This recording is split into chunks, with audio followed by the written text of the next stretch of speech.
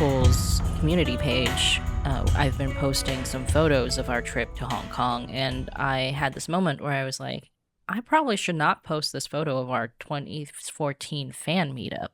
Yeah. In case it somehow gets like the people in that photo in trouble in the future somehow, you know? Mm-hmm. When we were there in 2016, we had a fan meetup where we did this mannequin challenge, which was a thing going around this time. And it was like this whole Matrix thing. It was really cool, but we took it down because we were concerned about the safety of everyone in that video. Yeah, that was actually an amazing job by Alan. That you cannot see anymore. Hopefully some of you saw it before we had to take it down. Yeah. Maybe someday we'll be able to put it back up. That's the goal. That's when someday we know there's a bright future ahead. As soon as Sam leaps back into time and occupies the body of Carrie Lam. Hong Kong should be free. Well, I mean, what are you saying, Miss Lam? We'll occupy the body of Xi Jinping, and then Xi Jinping can just take an early retirement to the countryside and eat some honey. That wouldn't help. That's not going to help anything, though. Like, if Xi Jinping leaves, they're just going to replace him. What if Xi Jinping declared that Hong Kong should stay politically independent? I think he would be purged from the party. Yeah, he would definitely be Zhao Ziyang. The best thing would be if Sam leapt back into time into Karl Marx's body and just didn't say anything. And then so many things would be solved. Well, I don't know, because somebody else could have come up with... That's right. He was like, those ideas were already around. He was commissioned to write the Communist Manifesto. Manifesto? Yes. One of the interesting things of having... That's the real Death Note. We had Josh Phillip on our podcast a few times to talk about the history of communism, and what was so interesting about that is how it goes back like the 17th century and like all of these like different sort of communist movements and these sort of proto-communist ideas behind the French Revolution and like... Well, even Rousseau, the philosopher, was these ideas, essentially. Yeah. So anyway, Mao could have picked them up from anywhere. So it's not enough to just go back in time and occupy Karl Marx. You have to occupy everybody. It is not enough to be not communist. One must be anti-communist. I feel like we're getting into something here which I don't really want to get into. But I would say that there is an increasing awareness now of the danger that the Chinese Communist Party faces, in part due to their vast overstepping in Hong Kong. And if there's anything good that's come out of the horrible way they've treated Hong Kong, it's that there is a lot more recognition of the problem of the Chinese Communist Party. And while venture capitalists and, investment firms like BlackRock are not willing to do the right thing, a lot of Americans and a lot of people around the world do want to do the right thing. And they don't want to buy made in China. And they don't want to put their money with companies that are doing this sort of thing. I think that is that gives me a lot of hope. Well, the whole reason that China is pushing the invade Taiwan thing now is because previously they were pushing, one country, two systems, just like Hong Kong. Right. And they can't do that anymore. Well, when we went for the Taiwan elections in 2020, early 2020. Pre-pandemic. Yes. I actually do remember being a little nervous, though, as we were in the Taipei airport, because I was like, could be here already, I did not get that sense from you about it. Well, I don't think I said anything, but I was thinking about it because, Taiwan had such a bad experience with SARS.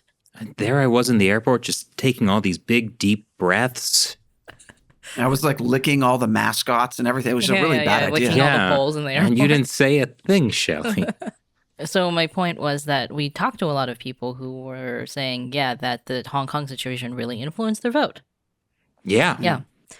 So before pre-Tsai Ing-wen, when Ma Ying-jeou was and the KMT were in charge in the mid-2000s. The previous president of Taiwan. And it really seemed like they signed these trade agreements, right? It really seemed, although people in Taiwan did not like that, and that led to the Sunflower Revolution and a bunch of things. But it seemed like they were going to go along the path of, oh, well, we'll just do business first and open up that, and then slowly we will become absorbed into mainland China. And then that is no longer the case. Yeah, and then the U.S. or no other countries in the world ever would have been involved or talking about we have to defend Taiwan. Because if they don't want to. So, as you were saying, man, if anything, the problem is clear. Yeah. Hopefully. I mean, I think the Hong Kong people knew in some ways that what they were doing essentially was sacrificing themselves. Some of the protesters we talked to were like, we know we're going to go down, but we want to do as much as we can to take the CCP down with us. And if that doesn't work, we want the world to understand. And just to touch on this briefly, I think an example of this being the case is, well, let's take a look at the NBA. The whole Daryl Morey controversy when he tweeted in support for the Hong Kong protests. And then that caused a whole craven, kowtowing by the NBA. And now you have Enes Kanter of the Boston Celtics doing this whole thing about talking about, this week he talked about organ harvesting in China.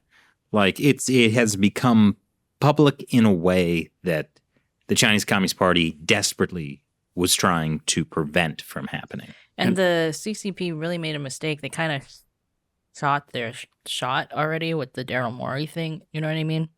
They already tried to pressure the NBA as much as they could. The NBA kind of came out of it being like, well, we're not going. There was, a shakeup. Daryl Morey resigned. But in the end, the NBA didn't end up completely buckling to the Chinese Communist Party. And now Enes Kanter is saying all this stuff, and he's not breaking any NBA rules. He's just wearing lots of colorful sneakers and, tweeting, right? So what can they do to him? And protesters are coming to his games, and so they're getting on camera, holding signs and stuff. Yeah, and so, he said he's met with Adam Silver, the NBA commissioner, and they've said that they're going to let him do it. But he said, I wish they would support me. I wish that they would say something about China, but they're not gonna. Yeah. So I'm gonna do it. Yeah. Well, anyway, good on him. Yeah. Yeah. So it's great to see people like Enes Kanter taking a stand, knowing that he may have to do it completely alone, and that is real courage, knowing that he might just have to do this whole thing alone and be shunned by so many people in the NBA. Or, brand partners, sponsors, Yeah, he's putting millions of dollars on the line. Yeah. He said in the CNN interview with Christiane Amanpour, he was like, I don't want your endorsements. I don't want your money. And, talked about how China silences people with money, essentially. Yeah. And then we have the venture capital firms. We have the venture capital. I like the arc of this podcast. It was very much like an episode of Quantum Leap. It started off with a problem, and then, we found hope. We found hope. Things. Are we trying to putting right what once went wrong? Well, we're still in the middle of trying to do that, I feel like. So it'll be one of the 2-part episodes that I liked so much. Okay, well, I wasn't expecting that, but I think that's a nice note to end on. I think so. I think I know the best note to end on. Do do do do do do do do do do do do do do do do. Do do do do do do do. Thanks for watching China Unscripted. I'm Chris Chappell. I'm Shelley Jung. And I'm Matt Ganesta. We'll talk to you next time.